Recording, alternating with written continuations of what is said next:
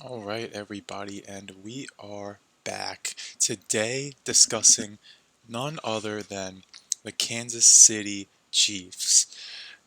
Now, the Kansas City Chiefs, of course, won Super Bowl 57 just last season, but to give a little bit more background on this Kansas City Chiefs team, this is an organization that pretty much ever since Andy Reid enters the picture back in prior to the 2013 season, 10 years ago from right now, they have not had a losing season since then. And as a matter of fact, besides the 2014 season, the Kansas City Chiefs have made the playoffs every single season since Andy Reid's arrival. Additionally, once Patrick Mahomes takes over as the starting quarterback in the 2018 season, Kansas City wins a minimum of 12 games every season and advances to the conference championship game every single season with Patrick Mahomes at the helm. They have not played a playoff game on the road since, geez, if you really want to go back, I believe you'd have to go back to 2015 was the last time the Chiefs played a playoff game on the road. So absolutely the gold standard of NFL organizations right now. The absolute cream of the crop of the National Football League. That being said, let's take a deeper dive here on the 2022 Kansas City Chiefs because there certainly is a lot to unpack here. Now, looking at the 2022 Chiefs, as we know, this is a team that goes 14 and 3 last year and ends up winning Super Bowl 57. But to look at this a little bit more in depth, they do have the number one ranked offense in all of the National Football League last season, and that is both in terms of points and yards. So they also lead the league in first downs, they lead the league in passing yards, passing touchdowns, they lead the league in yards gained per pass attempt, and they lead the league in percentage of drives that end in an offensive score, which certainly watching the Kansas City Chiefs you can get that idea because you look at the Chiefs and they are scoring pretty much on almost every drive. At the very least, Patrick Mahomes is going to likely get this team down into field goal range if they're not putting 7 points up on the board.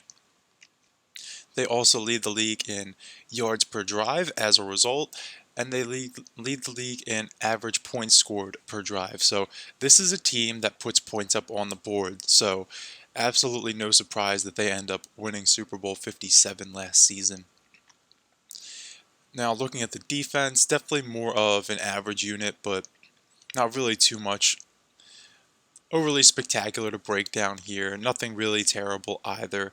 They are actually dead last when it comes to allowing passing touchdowns, which is a little bit ironic since they are first in scoring passing touchdowns on the offensive side of the football, but not really too much else going on with that defense. Definitely more just a run of the mill unit. So looking at their schedule last season, right away they start off with a bang with a 44 to 21 victory over the Arizona Cardinals. So they begin their season where they end up finishing it at State Farm Stadium down in Glendale, Arizona. And really, they don't look back from there. They do have a bit of a hiccup here in week 3 against the Indianapolis Colts, but following that loss, they wake up and only lose 2 more games the rest of the season.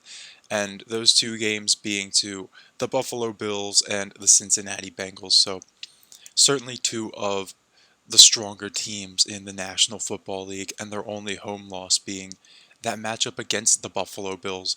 The Indianapolis Colts and Cincinnati Bengals losses were both on the road. Now, moving along, we can look at just some more advanced stats, I guess. Looking at the Chiefs' offense, they were second in the league in third down percentage, second in the league in fourth down percentage, and second in the league in red zone percentage. So, this Kansas City offense really was a unit that was firing on all cylinders. They were getting up and down the field with relative ease, always putting points on the board, and if you're an opposing defense going up against this Kansas City Chiefs offense, it was very difficult to get them off of the field. Now, looking at the more individual statistics, the big question coming into 2022 was How is Patrick Mahomes going to respond now that Tyreek Hill, the cheetah, has departed to Miami? He's no longer a part of this potent Kansas City Chiefs offense. Will the Kansas City Chiefs offense even be that potent without Tyreek Hill? And the answer was a resounding yes. The Chiefs offense was back and perhaps better than ever, large, largely due to the fact that Patrick Mahomes really has elevated his game in 2022, if that was even possible. So, just to give some background on Patrick Mahomes here, this is a player who, as we know, was drafted back in 2017 with the 10th overall selection. The Chiefs end up trading up for that pick, and he sits the first year behind Alex Smith.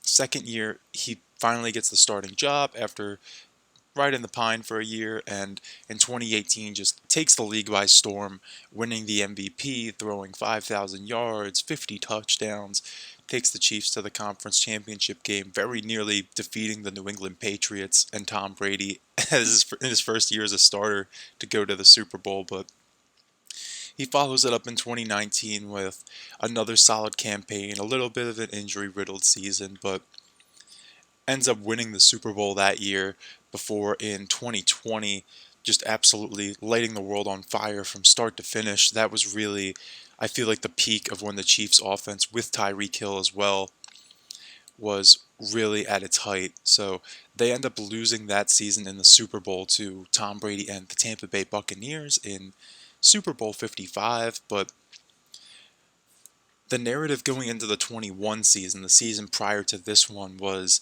Tampa Bay had exposed Patrick Mahomes. They exposed this top heavy Chiefs offense.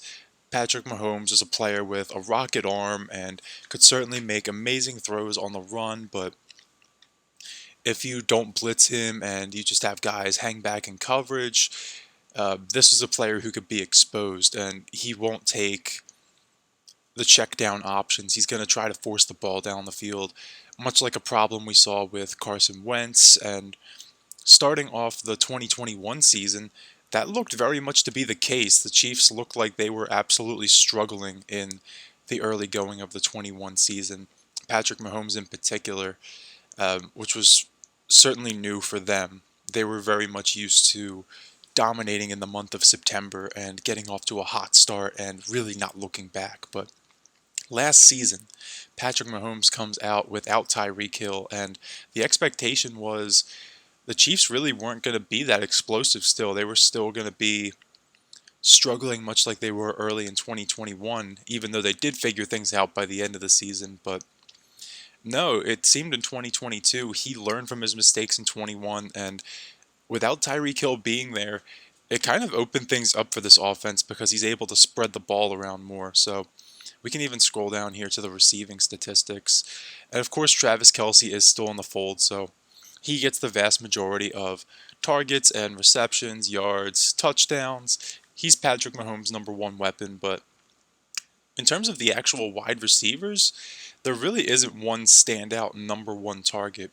He spreads the ball around pretty evenly between Juju Smith-Schuster, Marquez Valdez-Scantling, Jerick McKinnon, Justin Watson, Noah Gray, tight end, Mecole Hardman, Sky Moore, and then even later on, Kadarius Toney. So a ton of mouths being fed in this Chiefs offense, and this was an offensive unit that really showed Patrick Mahomes as the centerpiece of it. He was really better at just taking whatever the defense was giving them, and that was noticeable just watching these games because while he does have that potential to throw the ball 80 yards down the field flat-footed on the run, he certainly can. We know he's capable of that.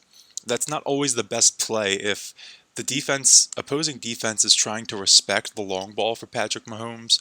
Okay, that's fine. Then just take some short passes then. If the defense is going to give you 3-4 yards, take the 3-4 yards. And honestly, a lot of the time, especially if it's a short pass to somebody like Jerick McKinnon, and it's either a screen or a little just dump off pass to the outside, 3-4 yards up the field. These receivers are going to catch the ball and turn it upfield and get yards after the catch. And as a result, this leads to the Chiefs offense just using so much more clock than they have in years prior, really just eating up time of possession, having longer drives, and still resulting in points being put up on the board. So this Chiefs offense has certainly evolved from what it once was with Tyreek Hill as part of the fold. And honestly, I think it's for the better in the long run because they do still have deep threats on this offense, and Patrick Mahomes still can uncork if he gets a good high safety, like single high safety matchup down the field, and is able to just let one of these players like a Valdez Scantling or Mecole Hardman or Kadarius Toney just get a one-on-one matchup down the field, and he puts the ball right where it needs to be. But can't stress enough how this Kansas City Chiefs offense has really taken another evolution in 2022, and you can tell Patrick Mahomes mentally has stepped up his game tremendously even since 2018 when he became a starter. And honestly, I'd say even since the start of the 2021 season, he has come a long way. So, looking at the rushing statistics last season, Isaiah Pacheco, the rookie, actually leads the way here with 830 yards and 5 touchdowns. So, definitely a pleasant surprise for the Kansas City Chiefs last year. The expectation going into the season was that Clyde Edwards-Helaire was going to be the leading man in the backfield. He was a first-round pick back in 2020, but the sixth-round pick from 2022, Isaiah Pacheco, ends up really establishing himself as their lead back. And as we look forward to 2023, he certainly figures to be in a similar role again this season. Now, just briefly going over the defense before we proceed to Kansas City's offseason. Definitely the standout man here is Chris Jones, the defensive tackle, with 15 and a half sacks last season. And he also has 2 forced fumbles, a fumble recovery, 4 passes deflected, and 29 quarterback hits, along with 17 tackles for a loss. Really just the backbone of this Kansas City Chiefs defense at age 28 here. And as we look forward to 2023, certainly a big story with Chris Jones right now that he's in a contract year and he has not been at training camp since it opened because he wants a new contract. Understandably so, but also understandably on the Kansas City Chiefs part. You have Chris Jones signed through his age 29 season, so there is certainly a little bit of hesitancy to just hand out a big money extension for Chris Jones that takes him well into his 30s. So definitely worth keeping an eye on that situation, though I am confident it gets resolved before the start of the season, because if it's not, could certainly spell a little bit of trouble in paradise for the Kansas City Chiefs. And finally, before we look at the 2023 offseason for the Chiefs, I will give a shout out to seven Pro Bowl players for this Kansas City Chiefs roster, and those players being 3 offensive linemen, actually. We have Orlando Brown, the tackle, guard Joe Thuney, center Creed Humphrey. Then we have, of course, the defensive tackle Chris Jones, quarterback Patrick Mahomes, tight end Travis Kelce, and finally punter Tommy Townsend, which is a little interesting because Kansas City really doesn't punt the ball too much. He only punted the ball 53 times last season, but guess it was good enough for Pro Bowl honors, so congratulations to those gentlemen. Now, looking at the 2023 offseason, now that Kansas City is at the top of the heap, how are they going to maintain their spot as the cream of the National Football League crop? And just to give a brief recap, of course, we have 2022 team listed on the left-hand side, 2023 team listed on the right, and then over here, the percentage of snaps that the player was on the field for with their 2022 squad. So looking at some of the key departures for the Kansas City Chiefs, because you win the Super Bowl in the salary cap era, especially with a quarterback making as much money as Patrick Mahomes, you are going to lose players, key players at that, and the Kansas City Chiefs absolutely are no exception to this rule.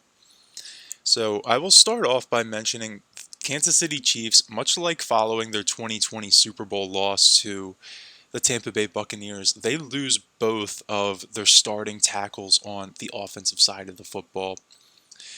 So after 2 seasons, Orlando Brown is done with the Kansas City Chiefs. He departs to the Cincinnati Bengals, um, which certainly is going to be a potential bellwether in that rivalry. Could be a player that hinders the Chiefs and puts the Bengals over the top if those two teams end up meeting deep in the AFC playoffs again this season. Another player is the Chiefs' other starting offensive tackle, which is, where is he at here? Andrew Wiley departs to the Washington Commanders. Here you are, down towards the bottom. Played 95% of snaps last season. Orlando Brown played 98, but Andrew Wiley takes off for the Washington Commanders, so now Kansas City needs to replace both of their starting offensive tackles. Some of the other notable players they lose are Frank Clark, the edge rusher, who leaves for the Denver Broncos to be more of an outside edge rushing linebacker. Frank Clark being with the Kansas City Chiefs since the 2019 season, winning both Super Bowl 54 and 57 with the Kansas City Chiefs. And additionally, they lose safety Juan Thornhill, who takes off for the Cleveland Browns. Juan Thornhill played 84% of snaps in that Kansas City secondary last season. And then finally, I will mention two wide receivers. Juju Smith-Schuster, in his only season with the Kansas City Chiefs last year, is a one and done. He takes off for the New England Patriots after playing 66% of snaps last season. And then finally, longtime Kansas City Chief Mecole Hardman, who also won both Super Bowls 54 and 57 with the Kansas City Chiefs. He ends up departing for the New York Jets after playing 26% of snaps last season. So, looking at Kansas City's departures as a whole, lose both their starting tackles, two key wide receivers, and then two key defensive players in Frank Clark and Juan Thornhill. Now, looking at what Kansas City does to rectify this, who are they going to bring in? And they address the offensive tackle position right away. They bring in two new starting offensive tackles, both from the state of Florida, actually. So, as we mentioned in the Jaguars video yesterday, Jawan Taylor comes in from the Jacksonville Jaguars, playing 97% of snaps last season. Jacksonville does replace him in the draft, but we are talking about the Kansas City Chiefs now, and Jawan Taylor figures to be a very good replacement for Andrew Wiley, and honestly, that is probably an upgrade at the right tackle position. Now, looking at the left tackle position, they acquire Donovan Smith from the Tampa Bay Buccaneers, and Donovan Smith played 68% of snaps last season, and he should be Kansas City's starting left tackle this season. I know Patrick Mahomes is certainly excited to have Donovan Smith in-house, and additionally, they also bring in Blaine Gabbert and Mike Edwards from the Tampa Bay Buccaneers. But definitely with Gabbert and Donovan Smith, these were two individuals who worked very closely with Tom Brady the last couple seasons in Tampa Bay. So Patrick Mahomes is certainly excited to pick their brains to know some of the more insider secrets about the GOAT and what his day-to-day routine was like. Um, so just found that very fascinating. Moving along, we will mention as well, they bring in Drew Tranquill, linebacker from the Los Angeles Chargers, who played 93% of snaps for them last season. Gives them a little bit of depth at linebacker. Maybe won't be a starter this season, but certainly figures to play a role on the Kansas City Chiefs defense, a more notable one at that. They also bring in Mike Edwards, as I alluded to earlier, from the Tampa Bay Bucks. He played 72% of snaps last season, and certainly will help negate that loss of Juan Thornhill, although Mike Edwards might not even start on the Bucks defense, so we'll keep an eye on that one when we get to the depth chart. They also bring in Richie James, wide receiver from the New York Giants. Richie James will probably be more of a receiver further down on the depth chart for the Kansas City Chiefs. He won't be directly replacing Juju Smith-Schuster's production or even Mecole Hardman's, but will be a player to definitely keep an eye on, as any receiver who plays for the Kansas City Chiefs is bound to see some action this season, just playing with a quarterback like Patrick Mahomes in Andy Reid's offense. And then finally, I will mention Charles Omenihu. I did look up how to pronounce this one before the video. He was an edge rusher from the San Francisco 49ers, playing 53% of snaps for them last season, but Kansas City brings him in to be a bit of a replacement for Frank Clark. Definitely intrigued to see how this all comes together for the Kansas City Chiefs, but seems like so far they've done a pretty good job of replacing their departures just in free agency. Now let's look at this 2023 draft. And I guess I should have also mentioned beforehand as well that another big change for the Kansas City Chiefs this offseason is offensive coordinator Eric Bieniemy has left to make a lateral move to the Washington Commanders. I say a lateral move because he is still offensive coordinator, although Eric Bieniemy will have full play calling responsibilities in Washington. Head coach Ron Rivera is more of a defensive mind, so Eric Bieniemy will have full reign over that Commanders offense, unlike in Kansas City where Andy Reid, as we know, an offensive guru, absolutely has his fingerprints all over the Chiefs' offense. With that being said, we'll look at the 2023 draft for the Kansas City Chiefs here, and they end up picking 31st because they won the Super Bowl, although should have technically been 32nd. Miami did forfeit their pick due to tampering allegations, so they move up one more spot. And they end up selecting, geez, I should have looked up this young man's name as well, but Felix Anudike Uzama. All right, I think I got that one right. Felix Anudike Uzama is their edge rusher they select in the first round here at the tail end of the first round, and he should be playing a role in the defensive line rotation this season for sure. This was definitely a strong edge rushing class, and several go before the Chiefs even make it to their selection, but have confidence that Steve Spagnuolo will be able to utilize this young man on his defensive front. Then in the second round, the Chiefs go back to offense, taking Rashee Rice. Rashee Rice will probably be the Kansas City Chiefs' number 4 receiver, at least to start the season, but would not be surprised if by the end of the season we are talking about him having more of a prominent role in the Chiefs' offense. Then they do select Wanya Morris at the third round selection. He's an offensive tackle, and as we'll see in a second here, definitely in line to potentially be their starting, well, I won't say starting, their number one option as a swing tackle. So basically, if the two new acquisitions at the starting tackles were to go down, or they just need to take a breather, they need somebody to rotate in, Wanya Morris very well could be the man for that job.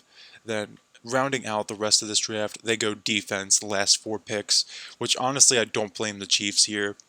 They certainly have a phenomenal offense as we know, but acquiring some potential depth here for the defense and potential developmental projects can only help them because they had the number 1 offense last season while their defense was pretty average. Definitely want to see that defense take another step this season. So that being said, looking forward to the 2023 depth chart for the Kansas City Chiefs.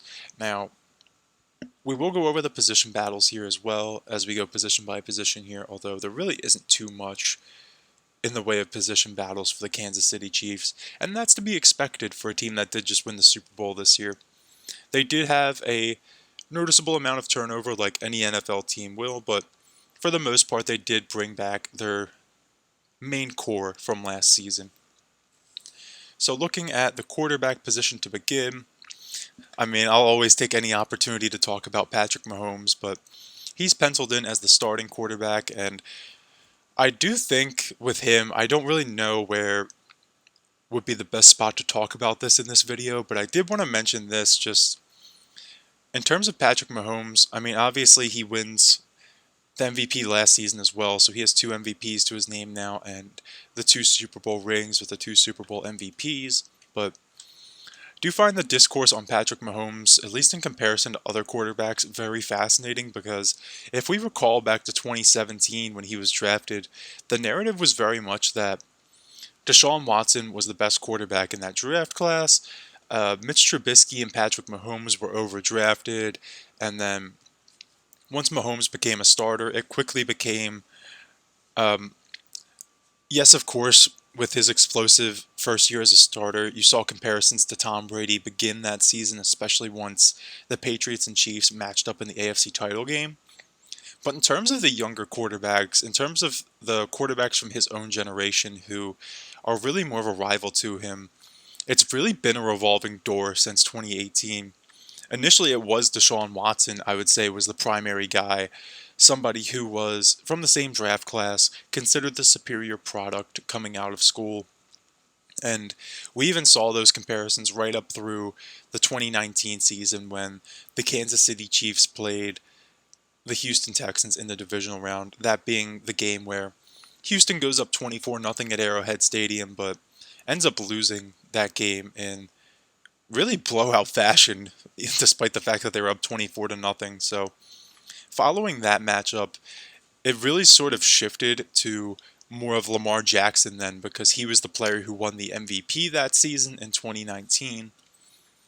And the comparisons were very much between Mahomes and Lamar Jackson, the last two MVPs. Mahomes did get the Super Bowl ring under his belt that season, but going into 2020, it was very much, well, Lamar Jackson could win it this season. He hadn't won a playoff game to that point, but that was seen as being, it was a pretty even matchup in all honesty. It was seen as being the two faces of the NFL going forward at the quarterback position. But then following 2020, Lamar Jackson takes a bit of a step back. Patrick Mahomes maintains his status as the NFL's elite quarterback, or NFL's primary elite quarterback, the face of the quarterback position, if you will. And somebody like Josh Allen then enters the picture as, okay, is Josh Allen now the rival to Patrick Mahomes? The Bills make it to the AFC title game. Allen continues to improve every single season he's in the league to that point. And it certainly starts to become more of, well, maybe Josh Allen comes out in 2021 and wins the Super Bowl, and then we're talking about Allen as the best quarterback in the NFL. But then 2021 rolls around, and we do have that phenomenal shootout matchup in the playoffs between the Bills and the Chiefs. And that certainly helped Josh Allen's case. Josh Allen is still certainly near the top of the list, but then the Chiefs lose to the Bengals in the conference championship game, and then the narrative becomes, well, maybe Joe Burrow's as good as Patrick Mahomes. And then we see finally this season sort of shifts even to Jalen Hurts a little bit of, well, maybe now that he got over the hump of Joe Burrow, like maybe Jalen Hurts is the quarterback who can dethrone Patrick Mahomes. It just seems like it's been a different one of these young players every season.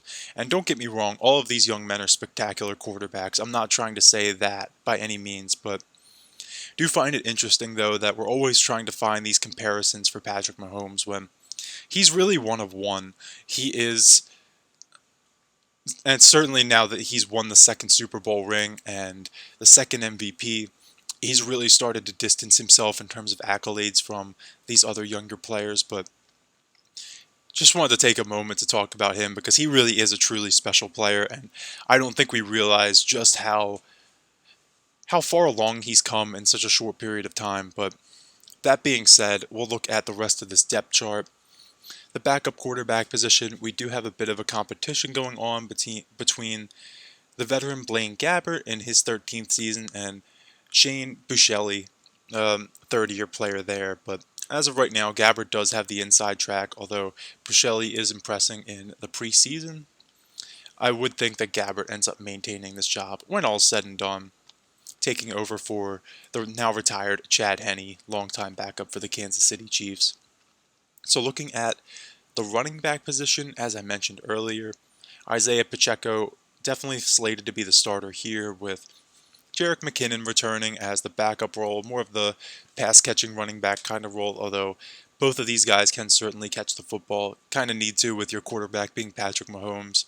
Then we do have Clyde Edwards-Helaire, the former LSU product, first-round pick of the Kansas City Chiefs in 2020, former teammate of Joe Burrow, Jamar Chase, and Justin Jefferson when he was at LSU. However, as it seems right now, Clyde Edwards-Helaire is at best the number 3 running back on this roster, and by the end of training camp, it could even be Lamichael Pirine, which could spell trouble for Clyde Edwards-Helaire. We'll look at the contracts in a little bit here, but he could potentially even be a surprise cut from the Kansas City Chiefs when we get shaved down to a 53-man roster. So if you're looking for a player who maybe would not expect it to be a cut, and who's a noticeable name, keep an eye on Clyde Edwards-Helaire. Certainly hope he gets his career back on track, and I think running with all three of these running backs would be more than okay for the Kansas City Chiefs, much like they did last season. Um, Andy Reid and company might determine that, you know what, maybe it is just time to move on from CEH, as he is abbreviated to, Clyde Edwards-Helaire. With that being said, looking at the tight end position, this is pretty firm pecking order established here. Travis Kelce, as we know, he's the number one tight end. Travis Kelce could be the number one tight end on any team in the National Football League right now. Much like Patrick Mahomes with the quarterbacks, Travis Kelce really has distanced himself from any other tight end in the National Football League. We do have some great tight ends in the NFL right now as well. Think of players like Mark Andrews or George Kittle, even TJ Hawkinson. I guess if we're looking more in terms of the receiving ability especially, but Travis Kelce is a first ballot Hall of Famer through and through. He's a player who is captain consistency. You know exactly what he's going to bring to the table and really opens things up for what this offense is capable of. Fully expect him to be the starter with Noah Gray as the number 2, now in his third year, and then Blake Bell rounding out the depth chart as the number 3. Looking forward now to, I guess we could go the offensive line next. Now on the offensive line, this is one of the best units in the NFL still, as I alluded to a bit earlier. I would say this is firmly a top 5 unit in the National Football League, potentially even top 3.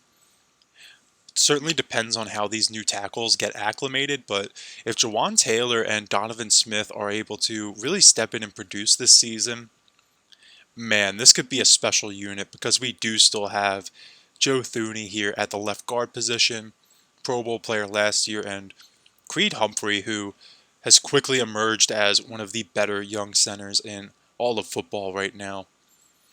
Also earning Pro Bowl honors last season, as we mentioned. Then with Trey Smith rounding things out at the right guard spot here. Guess you would call him the weak link if you would, but these other 4 positions are all very, very solid. And Trey Smith's still a young player as well, only in his 3rd season, so plenty of time for him to just continue to improve. That's all he really needs to do. He's going to be in between Creed Humphrey and Jawan Taylor, probably the 2 best players on this offensive line, so definitely not a bad position to be in at all. Looking at our first position battle here, we do have a battle for the swing tackle position. And it's a 3-man competition here between Prince Tega Wanahoga, the rookie Wanya Morris, and 4th-year player Lucas Niang. But as I hinted at earlier, Wanya Morris, the rookie out of the 3rd round this season, definitely has the inside track for the swing tackle job. He has looked very good in the preseason. And that is one other thing I'll mention here as well, is I do find it fascinating for a lot of teams. I know in 2023 we don't want to see players getting injured in the preseason. We do only have 3 preseason games now, but several teams just won't even play their first team at all in the preseason. I know, just knowing my hometown team, the Philadelphia Eagles, we have not started really any of our first team players in the preseason so far. And I know the team we just played, the Cleveland Browns, who, I mean, the Browns I figure will be a good team this season, but you would think with Deshaun Watson, with how he's played last season and not playing the season before that, that you want him to get the reps in the preseason, but they're not even starting him, and I don't even believe they started their backup either. But the Kansas City Chiefs, despite the fact that they won the Super Bowl last season and have Patrick Mahomes, the big money quarterback, the best quarterback in all of football right now, they started their entire first team offensive unit for pretty much the duration of the first quarter in both of their first 2 preseason games. They even played a little bit longer this past week in Arizona, and it looked great. Certainly wanted to see how Donovan Smith and Jawan Taylor get acclimated, and I know Patrick Mahomes has been very vocal about the fact that he wants to get the reps in the preseason with both of these guys to get a good feel for the new tackles. Definitely want to see how what those guys' tendencies are and become more comfortable playing behind them. But just thought that was an interesting little quirk with the Chiefs that despite the fact that they're probably the team that really shouldn't start their players in the preseason, they are one of the few teams that actually is, so, or are, I guess I should say. With that being said, we'll move along to the wide receiver position. Now, as we know, Tyreek Hill long gone from this group, so and would they even lose Juju Smith-Schuster and Mecole Hardman last offseason. But this is still a group in a pretty good spot, all things considered. The first three spots are, I would say, spoken for at this point. The veteran Marquez Valdez-Scantling, more their speed option at receiver on the left side. Kadarius Toney, acquired midseason last year from the New York Giants. He really came on later in the season and became a key player for them, especially in the playoffs and in the Super Bowl. But Kadarius Toney only in his third season, he was drafted in the first round of the 2021 draft. So Kadarius Toney could very well be a player who takes another step forward for the Kansas City Chiefs this season. And speaking of taking a step forward, Sky Moore in his second year, going very far up the depth chart now from where he was at this point last season. As of right now, he is penciled in as their starting slot receiver, and I think he will maintain that position as we get into the season. He is likely only going to continue to improve, and if we want to throw another young receiver in here too, they now have the rookie Rashee Rice. So I believe these are the four starting receivers, or four primary receivers for the Kansas City Chiefs. Three of them very young players on their rookie deal still in Toney, Moore, and Rice, with a veteran like Valdez-Scantling there to bring things together.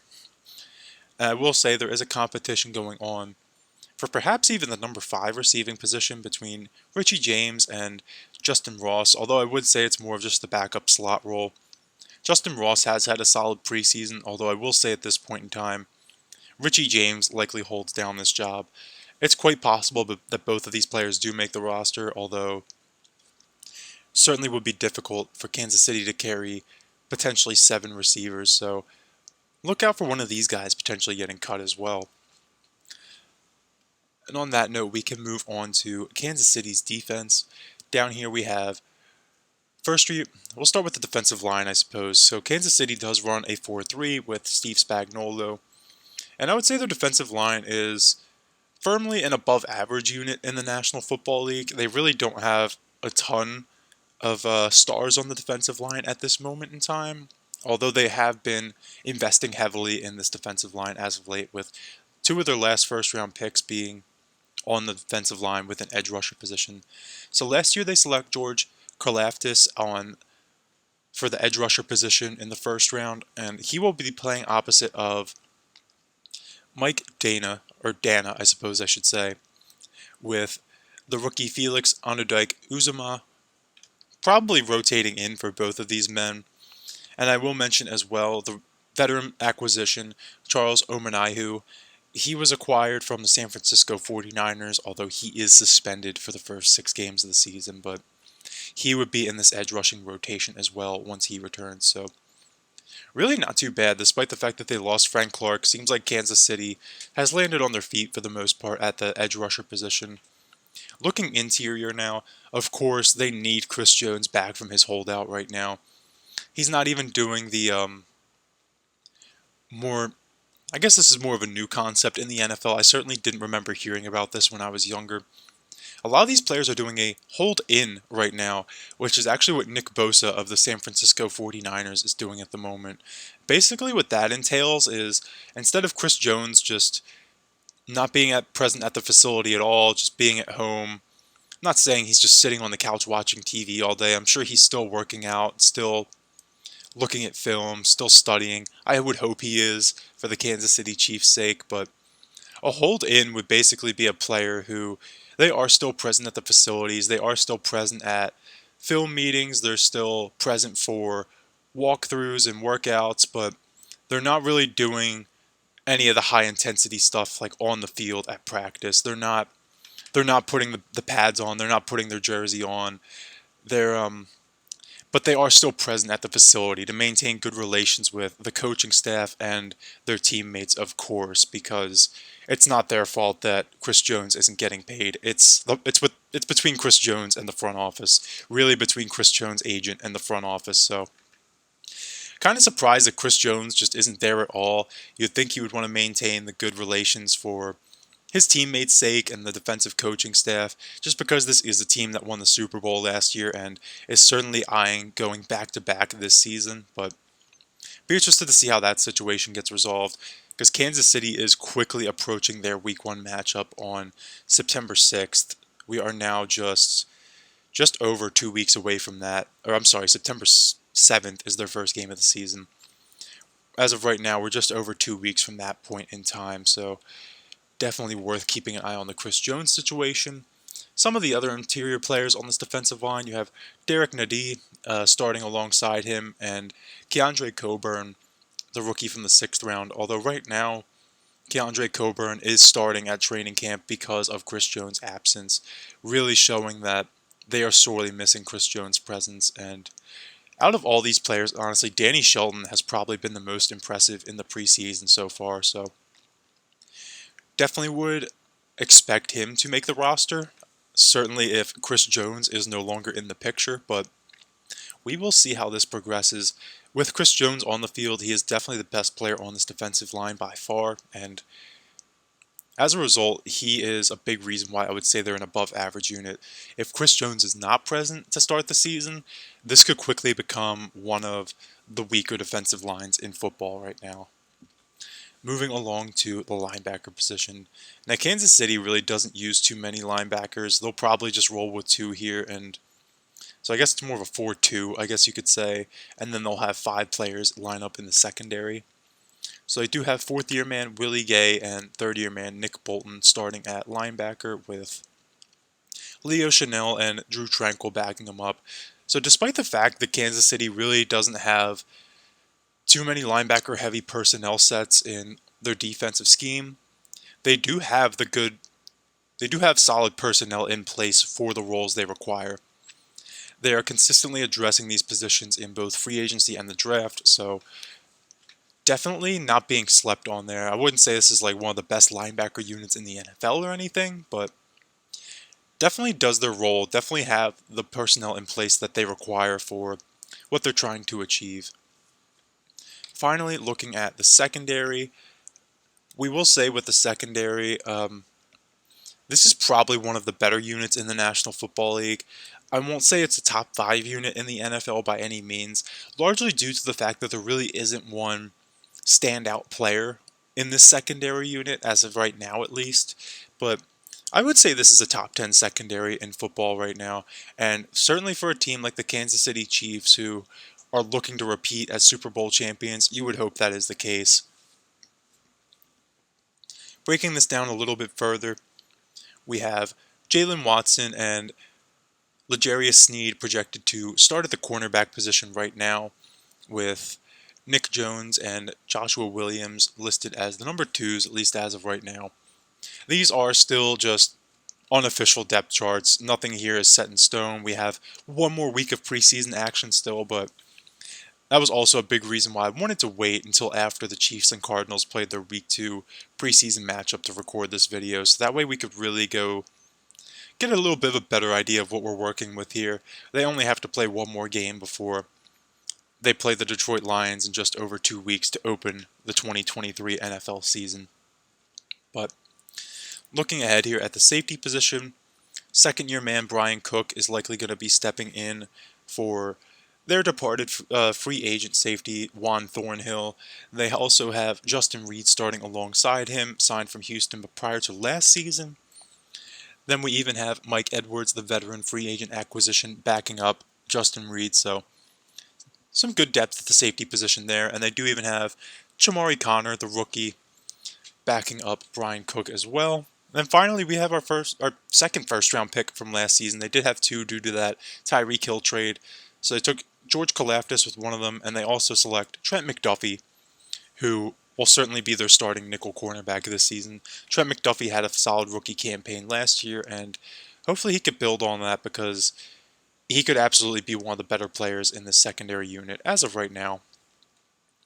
So as a whole, this Kansas City Chiefs roster is really well-rounded.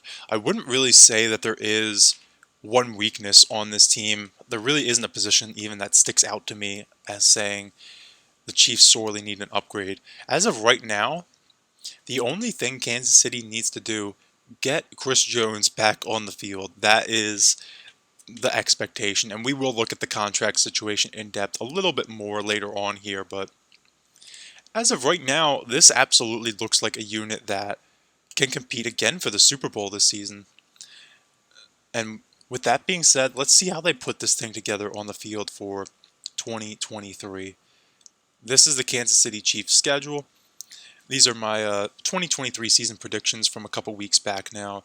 Kansas City, I do have projected with the best record in football at 15-2. And if we want to go game by game here, we definitely can. They start off at home, like we mentioned, against the Detroit Lions. I do think Detroit will be better this year, but they're not as good as Kansas City, at least not right now. This game could absolutely be a little bit closer if Chris Jones is not on the field. I love Detroit's offensive line, as we mentioned in that video, so hypothetically, if Chris Jones is not in action for this game, I could see Detroit having a decisive advantage in the trenches, at least when Detroit is on offense.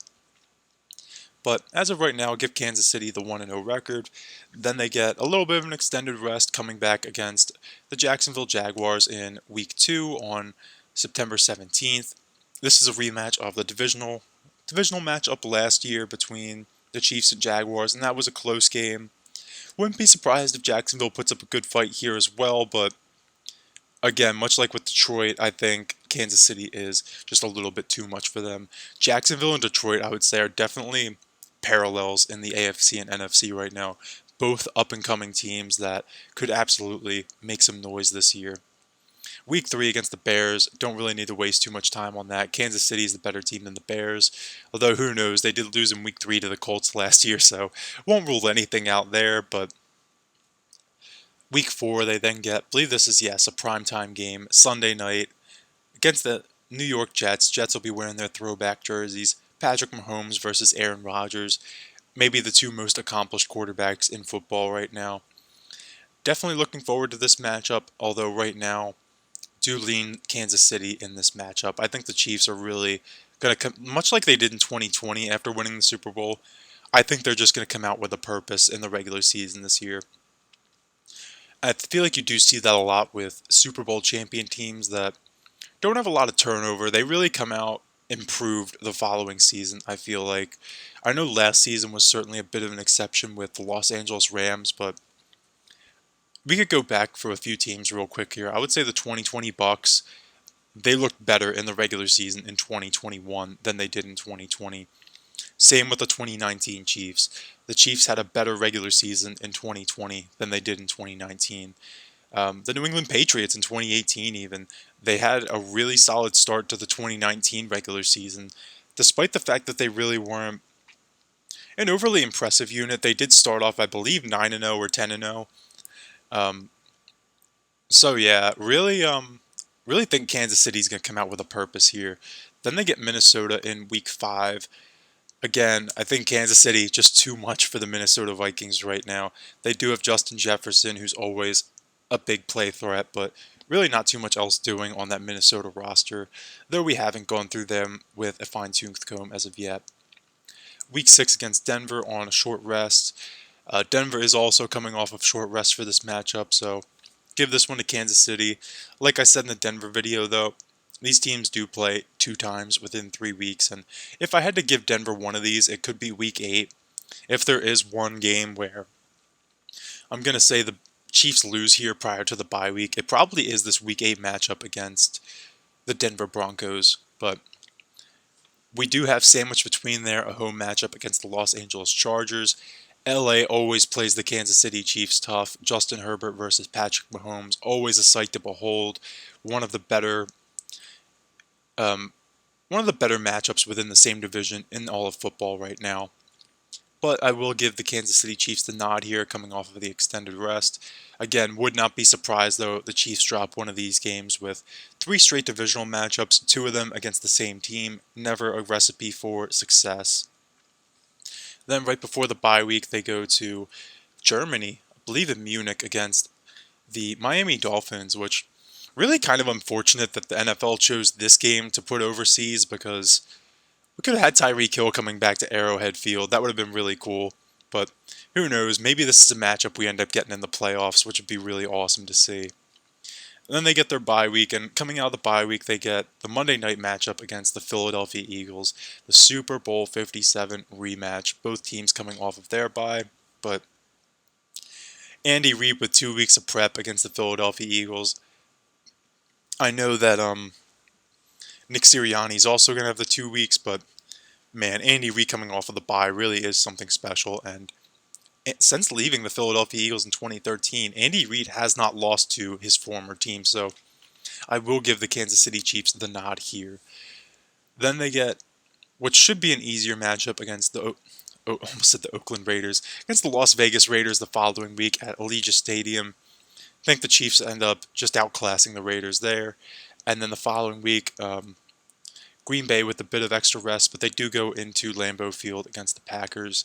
I believe Kansas City should win this one as well.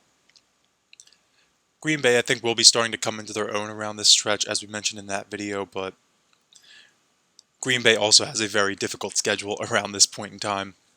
Following that up, though, we are going to give the Chiefs their first loss of the season here in Week 14 against the Buffalo Bills. Buffalo Bills coming off of a bye the week before, and they're coming into Arrowhead Stadium angry. They always get up for these games against the Kansas City Chiefs. This one's going to be a 4:30 matchup, but I would completely understand if Kansas City drops this one, although when these two teams play, always seems to be an instant classic. Definitely looking forward to this one. Following that up, they go into Foxborough to take on the Patriots on a Monday night, so a little bit of extra rest for the Chiefs, but seems like New England's coming off of a Thursday night matchup as well. Give the Chiefs the nod here. I don't think New England's going to be a horrible team, but they just have some gaps. Like the Chiefs just have the better personnel, I would say, at this point in time. Probably the better coach team at this point too, honestly. This could be one of those games where, I mean, yeah, it will be tough going into Foxborough in December. Certainly going to be cold, but this could be a game where if the Chiefs defeat the Patriots, especially if it is like a convincing loss for the New England Patriots, this could really be where Bill Belichick starts to see the writing on the wall that his time might be up. We'll talk about this when we get to the New England video, but I am firmly of the belief that if the New England Patriots miss the playoffs again this season, Bill Belichick, his time is up. Robert Kraft just seems to be getting very impatient with the lack of results for the Patriots. Save that for the New England video, though. So wrapping up this regular season here, the Chiefs do defeat the Las Vegas Raiders again, back-to-back weeks on a Monday night. This one's actually during the day on Christmas Day. But Christmas Day matchup against the Las Vegas Raiders. Give this one to the Chiefs, but then the following week I have them dropping a matchup at home against the Cincinnati Bengals. So this one will be on New Year's Eve. I think Cincinnati's going to need this one just a little bit more. They probably need it to end up winning their division, but as we see in the final week of the season, just with how the schedule's shaken out, the Kansas City Chiefs match up with the Los Angeles Chargers on January 7th of 2024. This one in Los Angeles at SoFi Stadium, but watch this though. We give this matchup to the Los Angeles Chargers. All of a sudden, they're the number one seed in the AFC, so Kansas City could very well need this matchup, need every single one of these wins. But as of right now, have Kansas City finishing with a 15-2 record, though would not be surprised if maybe the Los Angeles Chargers do end up winning this division. Kansas City kind of needs to have an amazing regular season, and if Kansas City does want to repeat as Super Bowl champions, they're going to need to win this division. But briefly looking at my playoff predictions, I do have, guess it doesn't want to give me the bracket here, so we'll go through it week by week.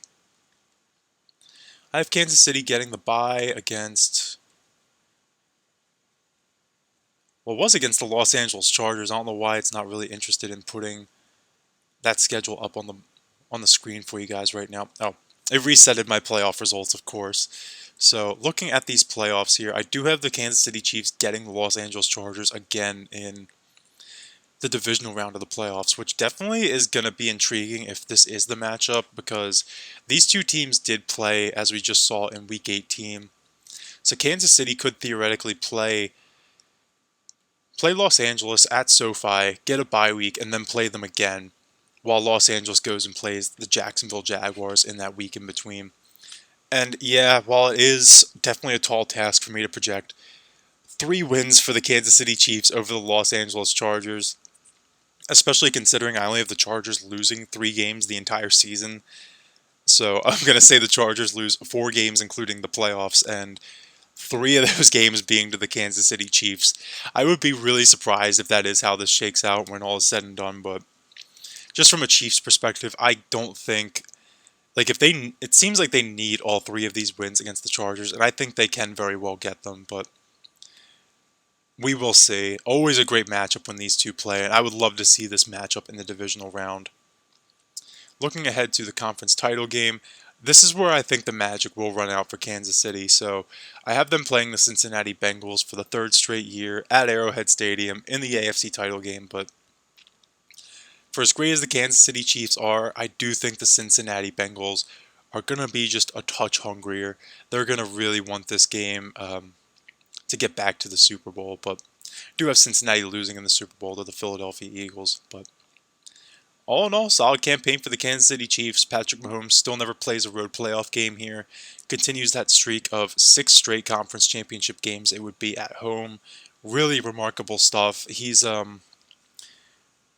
really, when the New England Patriots went to 8 straight AFC championship games in the 2010s, so from 2011 to 2018, didn't think we'd ever see anything like that again, but man, coming right off of that streak, that last year in 2018, sort of the passing of the baton from the Patriots to the Chiefs have now, not including this hypothetical scenario here, the Chiefs have been in the AFC Championship game now for 5 straight seasons, and all of them at home. New England had to go on the road for a few of those AFC Championship games in there. Definitely one of the all-time special teams right now with the Kansas City Chiefs. Definitely going to be one that we're talking about for generations to come, this run of what Kansas City's been able to achieve. But finally, before we wrap this up, we'll look briefly at Kansas City's salary cap situation, because Kansas City does, for any team competing like they are, they're going to be right up against the cap, and they certainly are.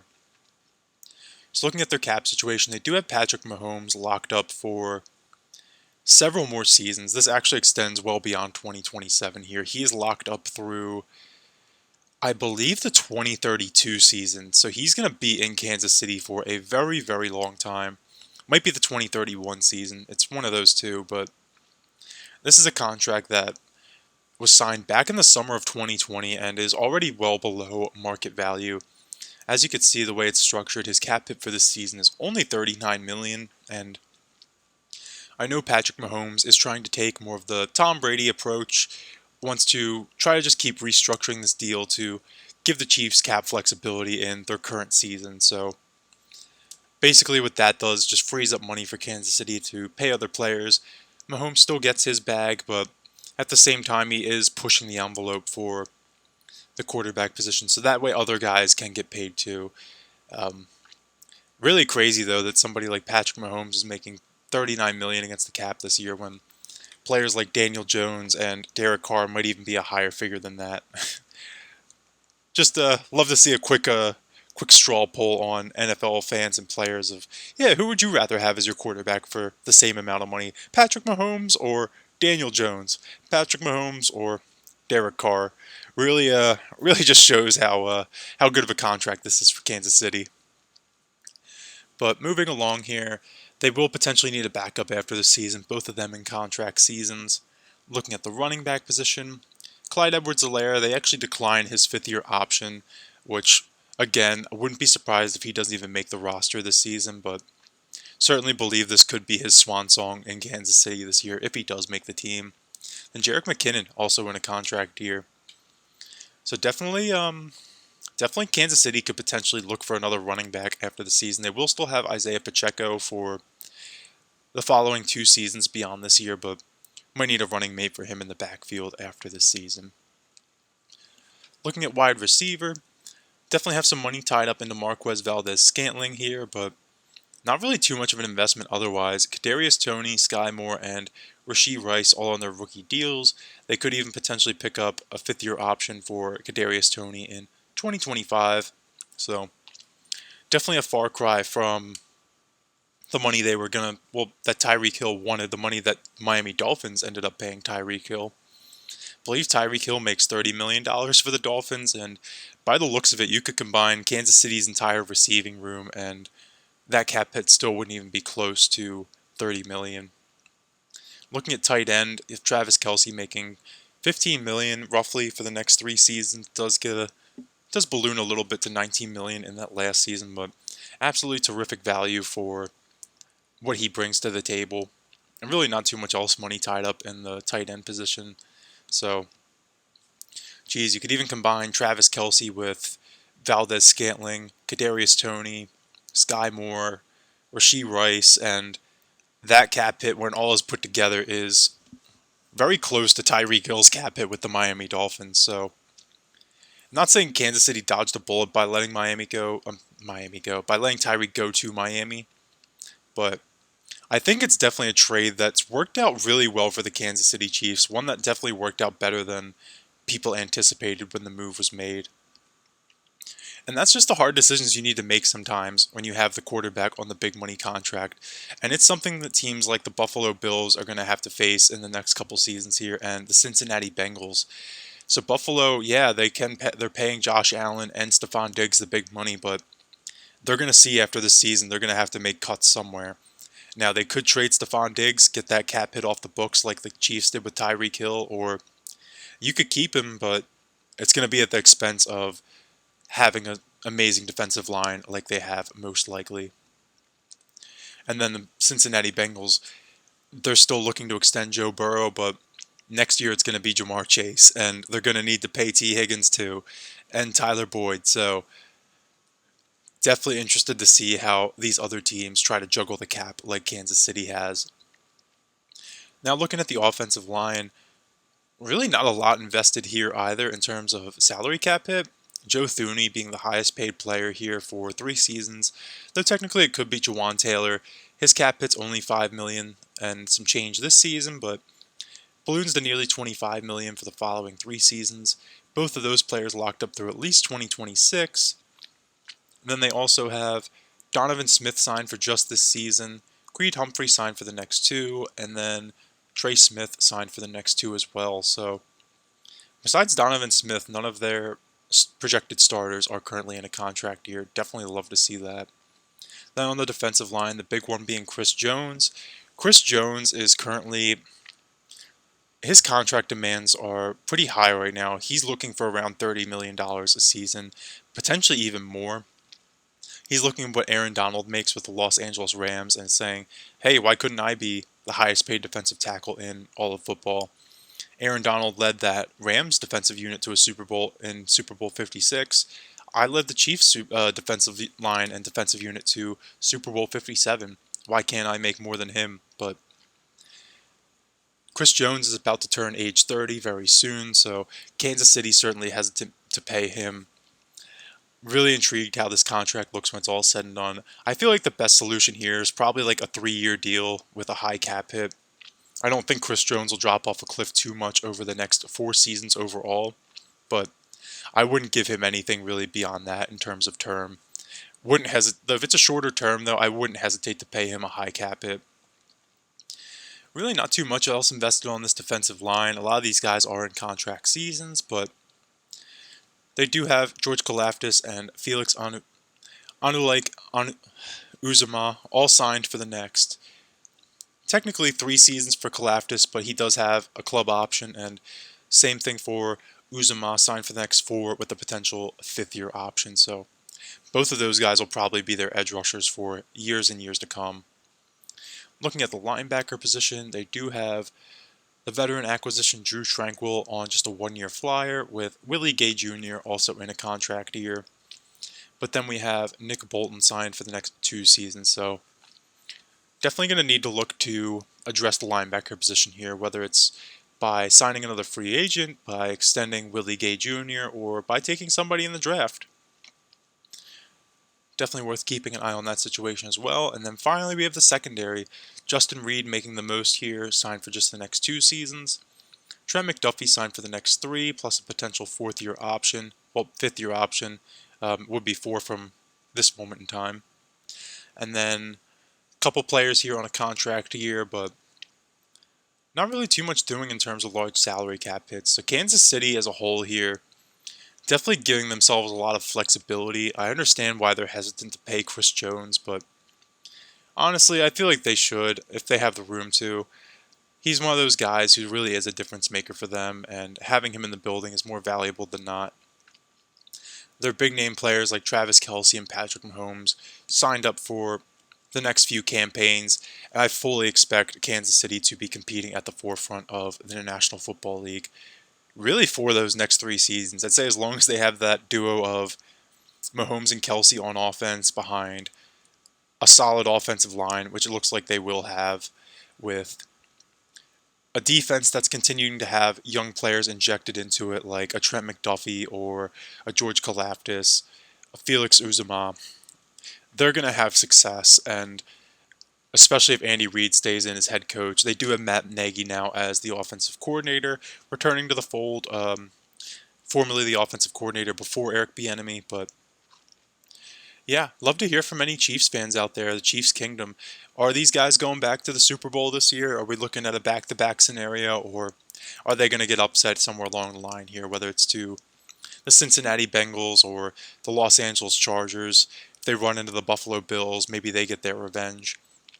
Certainly interested to see how this season shakes out. So let me know down below how you're feeling about the Kansas City Chiefs. I am very excited to see this team back in action this year. Always a treat to watch Patrick Mahomes and company in action. So all I got for you guys, and I believe we are staying in the AFC West for the next video with the the Las Vegas Raiders.